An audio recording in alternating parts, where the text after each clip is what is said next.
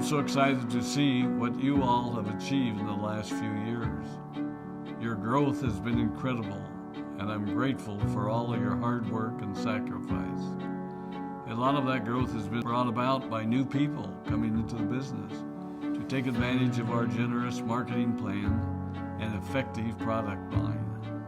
So I thought I would take just a moment of your time to share with you a little bit about where Forever came from and where Forever is going. I've heard people describe this as our culture, but I think it's simply who we are. Several decades ago, I was an executive for a real estate development company called Aloe. And at that time, there was a lot of excitement about a new business concept. And like many of my colleagues and friends, I went along to a business opportunity meeting and listened to a presentation about multi-level marketing. I immediately fell in love with the concept that people would be motivated to help each other and be able to make a living doing so. It's a beautiful thing when you think about it. Although I was enjoying my career, I didn't think that I was contributing as much as I wanted, or as much as I could, to improve the well-being of the people around me. Inspired by the concept of people helping one another, I set out to write a marketing plan that is almost identical to the one that we use today. As I developed it, I had two goals. One was to pay the highest bonuses possible and still be able to run a company effectively. Two, to build a plan that would motivate and encourage people to keep working. I wanted a plan to reward those that remain active and engaged. I love the concept of a royalty income. However, I believe that it's good for our souls to work hard. People who work hard are happier. Of course, if you work hard, you should play hard. And that was one of my motivational factors in starting Forever Resorts. It was to give people the opportunity to spend time with their loved ones and experience the wonder of nature. Next time we're together, maybe I can tell you more about my passion for our resorts, our rare animals, and spectacular natural resources. So, with the marketing plan prepared, I needed to find a product. And we searched around and looked at different opportunities. I was passionate about finding something that was effective, consumable, and that we knew would not be a fad. During my search, I met a group of doctors who had developed a method of stabilizing aloe vera. They convinced me of its efficacy, and we began testing the product, and were amazed by the results. We were in business.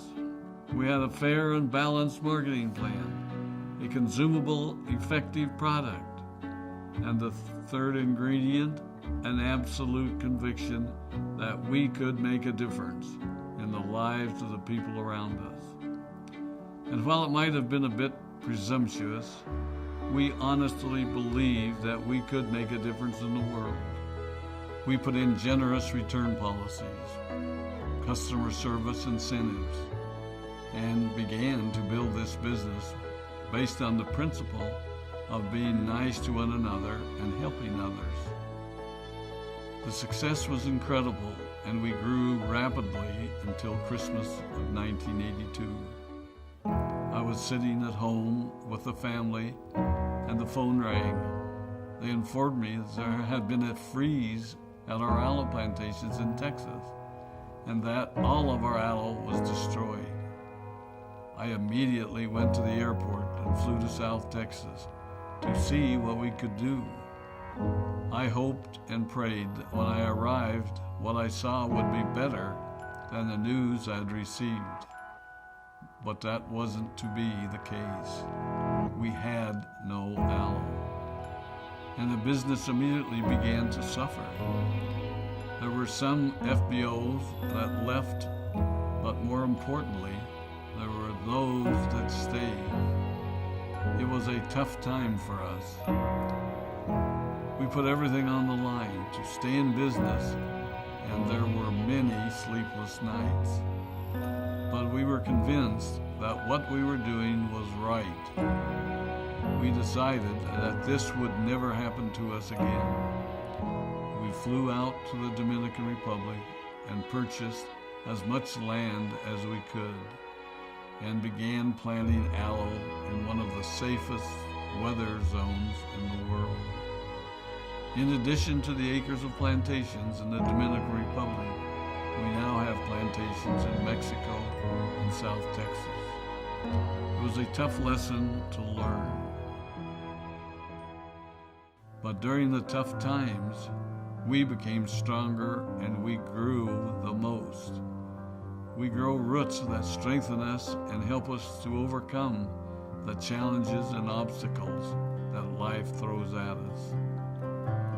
I have learned that solid principles and core beliefs do not have a sell-by date. It is never old-fashioned or out of style to be nice to each other, to honor your commitments, and to treat people how you would wish to be treated. I recognize that many of you might not have heard about our beginnings, as you are new in the company. I am thrilled that you're part of our forever family, but I ask you to be mindful of the foundation upon which this company has been built. Forever was built on the principles of paying the highest bonuses possible, providing the most effective and highest quality of product, and empowering people to serve one another. There are no shortcuts to success in our business. Of course, the speed at which we reach certain levels may vary, but the fundamental principles remain unchanged and will remain unchanged as we continue our journey over the next 4 decades and longer.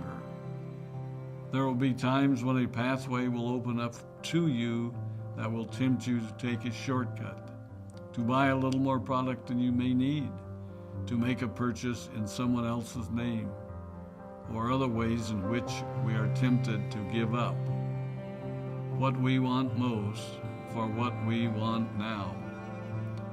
Never forget that you're a part of something special, a business that has been built upon taking the road less traveled.